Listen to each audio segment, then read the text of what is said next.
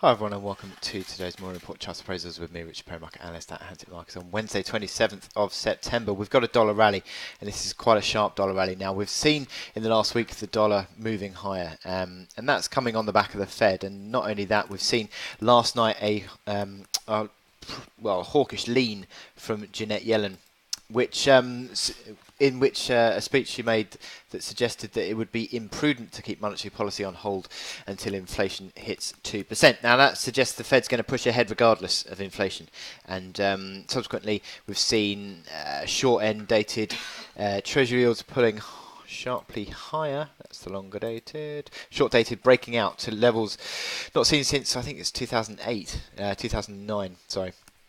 So breaking out on the 2-year, and also the 10-year is now beginning to gain some traction as well to the upside. So what we've seen is the dollar index breaking out. Look at that breakout on a 6-month downtrend channel. We've now started to break out on the upside of that. Now the next resistance on dollar index is 94.1, but certainly I think holding above 93 will be key on dollar index now, so watch out for that. I think becoming a key level. VIX volatility falling back, so we've subsequently seen equity markets finding support again, and what we've got is European markets outperforming today, doing well. Dow and S&P were basically flat last night. Not a great deal of movement there, and also Asian markets were sort of broadly mixed as well, but European equities are looking positive today. Now this is coming as the as the gold price is falling away and the oil price is finding support. Oil has broken out above that on WTI, above 52, holding that breakout, but also let me show you Brent crude. Brent crude at levels not seen since 2015. So this is really important sort of moves on the oil price, and oil equities, for example, are looking much more positive as a result. But certainly that dollar index breaking out is a key factor on today's market. So we've got to look for US data this afternoon. Not a great deal from the European session. So we're looking at core durable goods this afternoon, pending home sales, oil inventories, and then the RBNZ later on tonight. So initially, we're looking at core durable goods. Now 0.2% is the expectation on the core durable goods, which is ex-transport. That's down from plus 0.5 last month. Now, pending home sales, 0.5% negative. We had a weaker than expected new home sales yesterday, so that becomes an interesting data point because of that, I think. Then we're looking at the EIA inventories. Crude stocks expected another crude oil build, 3.8 million barrels. Distillates negative 2 million barrels, and gasoline, although for some reason Reuters are not showing that, gasoline stocks 0.8 million barrels negative was what I saw yesterday.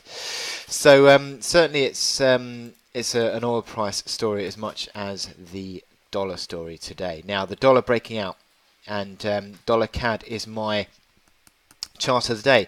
Let me show you dollar CAD.